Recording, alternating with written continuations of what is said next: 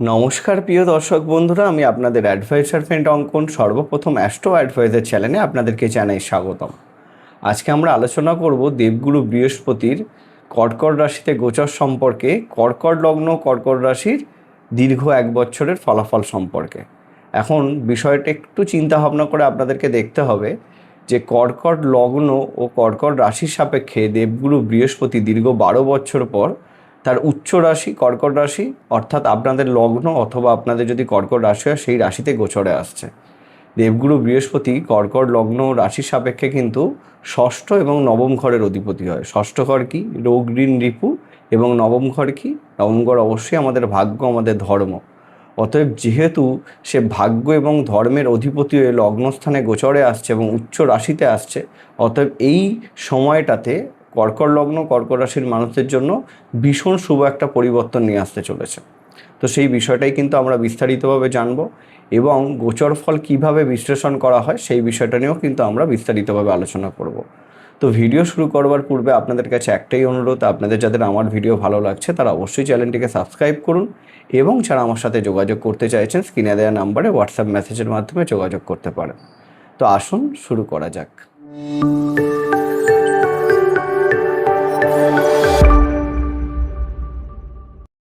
তো প্রথম যে বিষয়টা আমাদেরকে বুঝতে হবে, দেবগুরু বৃহস্পতি আগামী 2রা জুন আপনাদের লগ্ন অথবা রাশিতে গোচরে আসছে। এবার আমি প্রত্যেককেই বলি, যাদের লগ্নটা জানেন তারা কিন্তু অবশ্যই লগ্নটাকে ফলো করুন, কেন অ্যাকুরেট ফলাফল পেতে আপনাদের লগ্ন সাপেক্ষে সবথেকে বেশি করে কিন্তু এফেক্টিভ ফলাফল আপনারা বুঝতে পারবেন। এবার প্রথমে যে বিষয়টা আমাদেরকে দেখতে হবে যে আপনার যদি কর্কট লগ্ন হয় অথবা কর্কট রাশি হয়, তাহলে সেক্ষেত্রে প্রথমে আগে জন্মছক খুলে দেখুন আপনার জন্মছকে দেবগুরু বৃহস্পতির অবস্থান কী আছে। দেবগুরু বৃহস্পতি আপনার লগ্নই যদি বসে থাকে তাহলে সেটা সবথেকে শুভ অবস্থান হয় কর্কট লগ্ন বা রাশির সাপেক্ষে। এবং এর সাথে কেন্দ্র বা ত্রিকোণ ঘরে বসে আছে কিনা, কেন্দ্র ঘর 1, 4, 7, 10 এবং ত্রিকোণ ঘর কিন্তু 1, 5, 9 এরম কোনো ঘরে বসে আছে কিনা, তাহলে সেক্ষেত্রে দেবগুরু বৃহস্পতি আপনার জন্মকালীন জন্মছকে খুব শুভ অবস্থাতে বসে আছে। এবং এটাও দেখে নিন কোনো রকমভাবে আপনাদের দেবগুরু বৃহস্পতির মহাদশা বা অন্তর্দশা চলছে কিনা। সেক্ষেত্রে আমাদের এই আলোচনাটা সর্বোচ্চ রূপে আপনাদের ক্ষেত্রে একদম প্রযোজ্য হয়ে উঠবে। তো এই বিষয়টা লক্ষ্য নিয়ে আপনারা ভিডিওটা দেখা শুরু করুন এবং আমাদেরকে বিষয়টা বুঝতে গেলে স্ক্রিনে আসতে হবে। তো স্ক্রিনে যদি আমরা আসি, তো প্রথমেই যে বিষয়টা আমরা বুঝতে পারছি এটা হচ্ছে কর্কট লগ্ন কর্কট রাশি জন্মছক। আমরা জানি 2রা জুন দেবগুরু বৃহস্পতি আপনাদের দ্বাদশ ঘর থেকে লগ্নস্থান বা রাশিতে গোচরে আসছে। কিন্তু বিষয়টা হচ্ছে 2রা জুন থেকে 21শে অক্টোবর অবধি দেবগুরু বৃহস্পতি তার পূর্ণ শক্তি নিয়ে কিন্তু আপনাদের লগ্ন রাশিতে থাকবে। তারপরে সে কিন্তু 1 নভেম্বর 2026 রাশি পরিবর্তন করে সিংহ রাশিতে চলে আসবে। সেটা আপনাদের লগ্ন বা রাশি সাপেক্ষে দ্বিতীয় স্থান হয়, সেটা আমরা আলাদা পাঠে বুঝবো। তারপরে দেবগুরু বৃহস্পতি বক্রী হবে 13ই ডিসেম্বর থেকে 11ই মার্চ অবধি সে বক্রী অবস্থাতে থাকবে এবং পুনরায় 11ই মার্চের পরে কিন্তু সে আপনাদের কর্কট রাশিতে ফিরে আসবে। আপ টু 26শে জুন অবধি কিন্তু আবার পুনরায় আপনাদের লগ্নে আসবে। তো এই পরিবর্তনগুলো কিন্তু আমরা যখন হবে তখন সেই বিষয়গুলো নিয়ে আলাদা করে জানবো। এখন আমাদের মেন ফোকাস থাকবে 2রা জুন থেকে 31শে অক্টোবর যে দীর্ঘ 150 দিন প্লাস 152-53 দিন হচ্ছে, এই সময়টাতে আপনাদের দেবগুরু বৃহস্পতি কোন কোন দিক থেকে শুভ ফলাফল দেবে। প্রথম বিষয় খুব সহজে আপনারা বুঝুন, দেবগুরু বৃহস্পতি সর্বদাই জ্ঞানের কারক হয়, আত্মবিশ্বাসের কারক হয়। তো সেই দিক থেকে দেবগুরু বৃহস্পতি আপনাদের লগ্নে আসছে মানে লগ্ন হচ্ছে আমাদের মাথা, আমাদের সবথেকে পজিটিভ এবং সবথেকে গুরুত্বপূর্ণ ঘর হচ্ছে আমাদের জন্মছকে আমাদের লগ্ন, যার উপর বেশ করে কিন্তু আমরা সব কিছু নিয়ন্ত্রণ করতে পারি। নিয়ন্ত্রণ করবার ক্ষমতা কিন্তু লগ্ন থেকেই আসে। তাহলে সর্বদা এটা মাথায় রাখতে হবে, লগ্নে যেহেতু আসছে সেদিক থেকে বা রাশিতেই যদি আপনাদের আসে সেদিক থেকে আপনাদের আত্মবিশ্বাস বৃদ্ধি পাবে, আপনাদের মানসিক শক্তি বৃদ্ধি পাবে। এবং ভাগ্যের অধিপতি হয়ে যেহেতু লগ্নে আসছে তাহলে সেদিক থেকে আমরা এটা ধরেই নিতে পারি যে ভাগ্যের সাহায্য আপনাদের কিন্তু খুব ভালো রকমভাবে আপনারা ভাগ্যের সাপোর্ট পাওয়া শুরু করবেন। ধর্মের পথে চলবার একটা প্রবণতা আপনাদের মধ্যে বৃদ্ধি পেয়ে যাবে। এবং ষষ্ঠ ঘরের অধিপতি হয় যেহেতু, এখানে এটাও আপনাদেরকে মাথায় রাখতে হবে যে ষষ্ঠ ঘর এবং নবম ঘরের অধিপতি হয় দেবগুরু বৃহস্পতি। ষষ্ঠ ঘর রোগ ঋণ রিপুর ঘর হয়। তো সেই দিক থেকে লগ্নে আসছে তার মানে কি রোগ ঋণ রিপুর সমস্যাগুলো আপনাদেরকে বাড়িয়ে দেবে সেটা কখনোই কিন্তু নয়। যারা ঋণ চাইছিলেন তারা কিন্তু খুব সহজে ঋণ পেয়ে যাবেন। যারা ঋণ থেকে মুক্তি চাইছিলেন তারাও কিন্তু খুব সহজে ঋণ থেকে মুক্তি পাওয়ার একটা চান্স ক্রিয়েট হবে। তবে আমার মনে হয় যে ঋণ পাওয়ার চান্সেসটা একটু বেশি করে আপনাদের ক্ষেত্রে আসবে অনেকদিন ধরে যারা চেষ্টা করছিলেন। যারা গুপ্ত শত্রুতায় ভুগছিলেন সেই শত্রুতা কিন্তু বন্ধুত্বে পরিণত বা সেই শত্রুতা শেষ হয়ে যাওয়ার যোগ্য কিন্তু দেবগুরু বৃহস্পতি নিয়ে আসবে। এবং অবশ্যই রোগের অধিপতিও লগ্নে আসছে, কিছু তো সাবধানতা অবলম্বন করতে হবে, বিশেষত যারা ধরে নিন সুগার বা হাই কোলেস্ট্রল বা ওজন যাদের অধিক পরিমাণে বৃদ্ধি হয়ে আছে, তাদের ক্ষেত্রে কিন্তু এই সময়টাতে কিছুটা নেগেটিভ ইম্প্যাক্ট দেবগুরু বৃহস্পতি ফেলতে পারে। বাট নেগেটিভ ইম্প্যাক্ট এই কারণেই ফেলবে যাতে আপনারা পজিটিভ পথে এগোন, আপনারা যাতে নিয়ন্ত্রণ করেন বা আপনারা যাতে বলতে পারেন সংযমী হন আপনাদের ওজন বৃদ্ধির ক্ষেত্রে, খাওয়া দাওয়া নিয়ন্ত্রণ করতে পারেন, সেই হিসাবে দেবগুরু বৃহস্পতি কিন্তু পূর্ণরূপে সাপোর্টই দেবে, নেগেটিভভাবে নেবেন না বিষয়টাকে। তো লগ্নে দেবগুরু বৃহস্পতি তাহলে সব রকম দিক থেকে আপনাদের জন্য পজিটিভ ইম্প্যাক্ট নিয়ে আসছে, এটা প্রথম পয়েন্ট। এবার দেবগুরু বৃহস্পতির 3টে দৃষ্টি হয়, যেই ঘরে দেবগুরু বৃহস্পতি দৃষ্টি দেবে সেদিক থেকেও কিন্তু শুভ ফলাফল আমরা পেতে পারি। তাহলে প্রথম বিষয় হচ্ছে এখানে প্রথম যে দৃষ্টিটা পড়বে সেটা পঞ্চম স্থান। পঞ্চম স্থান কিসের ঘর হয়? আমাদের এডুকেশন, আমাদের সন্তান সুখ, আমাদের প্রেম সম্পর্ক, আমাদের সামাজিক পরিচিতি। তাহলে এই দিক থেকে যদি আমরা বিষয়টাকে বিবেচনা করি তাহলে সন্তান লাভের জন্য এই সময়টা খুব ভালো।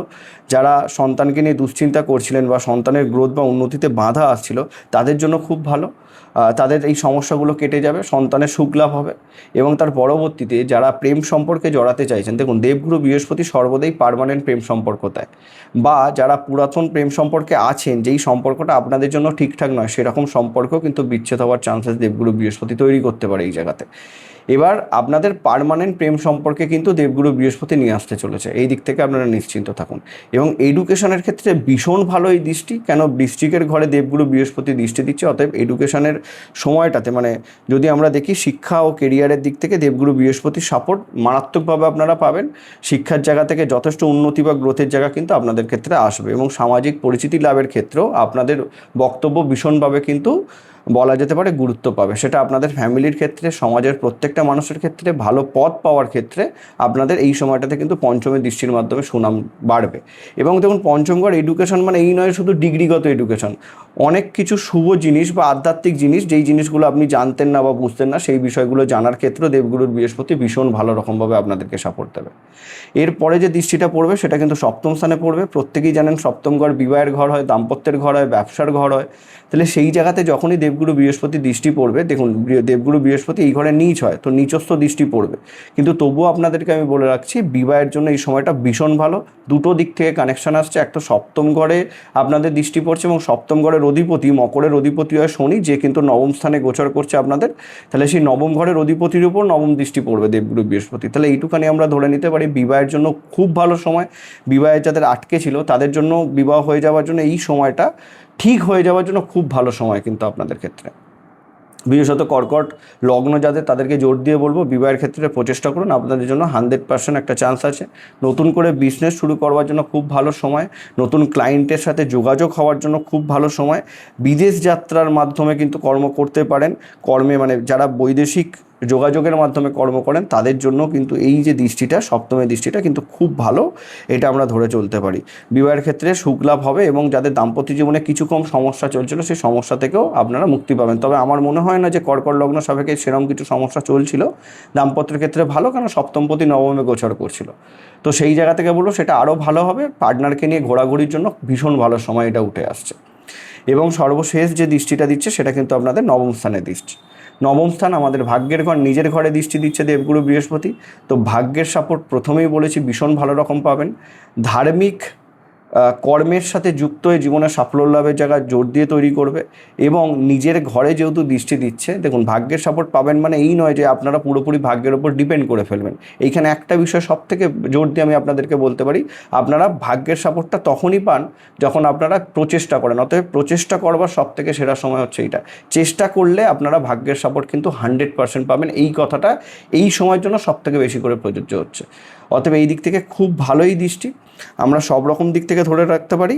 এবার যারা ধরুন আধ্যাত্মিক জ্ঞান অর্জন করতে চাইছেন, আধ্যাত্মিক বিষয়ে আগ্রহ আপনাদের বেশি আছে, তাদের জন্য কিন্তু দেবগুরু বৃহস্পতির নবম স্থানের দৃষ্টিটা খুবই ভালো। সব রকম দিক থেকে যদি আমরা দেখি কর্ম এবং অর্থ লাভের জন্য অবশ্যই সময়টা যথেষ্ট ভালো। কর্ম আপনাদের পরিবর্তন আমি বলবো না কখনোই, কিন্তু যারা ধরে নিন বাইরে কর্ম করেন তাদের জন্য ভীষণ ভালো সময়। পদোন্নতিরও যোগ জন্মছক অনুযায়ী থাকছে, যদি বৃহস্পতির দশা চলে তো ভীষণ ভালো। নতুন কর্মপ্রাপ্তি প্রাপ্তির জন্য সময়টা ভীষণ ভালো, কারণ ষষ্ঠ ঘরের অধিপতি কিন্তু চাকরিকে বোঝায়, সেদিক থেকে ভালো। বিবাহ এবং সম্পর্কের ক্ষেত্রে, বিবাহের ক্ষেত্রে, সম্পর্কের ক্ষেত্রে স্টেবিলিটি বাড়বে, যারা বিবাহ করতে চাইছেন নতুন যোগাযোগ আসবে। শিক্ষার কেরিয়ারের ক্ষেত্রে যথেষ্ট শুভ একটা কানেকশন আমরা দেখতে পাচ্ছি, কেননা দেবগুরু বৃহস্পতি পঞ্চমে দৃষ্টি দিচ্ছে, এবং সন্তান সুখের ক্ষেত্রেও খুব ভালো, যেহেতু পঞ্চমে দৃষ্টি দিচ্ছে। যারা সন্তান প্ল্যানিং করতে চাইছেন অবশ্যই করুন চোখ বুঝে, কোনো অসুবিধা নেই। এবং সমাজে মান সম্মান পরিচিতি বৃদ্ধি, আপনার মতামতকে জোরালোভাবে প্রাধান্য দেওয়ার সময় কিন্তু এইটা। অতএব নিজেকে নিজের মতো করে না আটকে রেখে ব্যক্ত করবার চেষ্টা করুন, আপনার মতামত প্রাধান্য পাবে, এইটুখানি আমি আপনাদেরকে 100% বলে রাখতে পারি। এবার স্বাস্থ্যের দিক থেকে যদি বিষয়টা একটুখানি দেখি, ষষ্ঠপতি হয়, স্বাস্থ্যের দিকটা ভালো যাবে, কিন্তু আপনাদেরকে বলেছি ওজন নিয়ন্ত্রণ, খাওয়া দাওয়া, এই বিষয়গুলোকে কিন্তু নিয়ন্ত্রণ করতে হবে। সতর্ক কোন কোন দিক থেকে থাকবেন, অতিরিক্ত আত্মবিশ্বাস আপনাদেরকে সমস্যায় ফেলতে পারে। আপনারা মানুষকে অ্যাডভাইস দিন, সেক্ষেত্রে ভালো, কিন্তু নিজের ক্ষেত্রে আবেগে পড়ে কোনো ডিসিশন নেবেন না। এক্ষেত্রে একটা বিষয়, লগ্নে দেবগুরু বৃহস্পতি সবথেকে বৃহৎ গ্রহ হয় লগ্নে আসছে, তো অহংকারকে ভীষণভাবে কন্ট্রোল করতে হবে, নিয়ন্ত্রণ করতে হবে।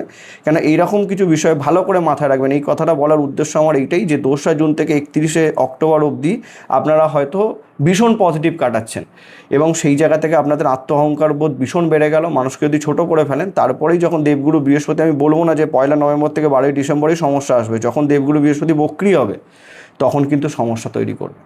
তখন কিন্তু আপনাদেরকে ওই প্রত্যেকটা যে অহংকারের জায়গা, সেই জায়গা থেকে চূর্ণ করবার একটা যোগ কিন্তু দেবগুরু বৃহস্পতি তৈরি করবে। অতএব খুব নিয়ন্ত্রণ করে চলবে নিজেকে, সব রকম দিক থেকে পজিটিভিটি, নিজেকে ডেভেলপ করবার জন্য সবথেকে ভালো সময়, নিজেকে জানার জন্য, নিজেকে বোঝার জন্য সবথেকে ভালো সময় হচ্ছে দেবগুরু বৃহস্পতির এই সময়টাতে।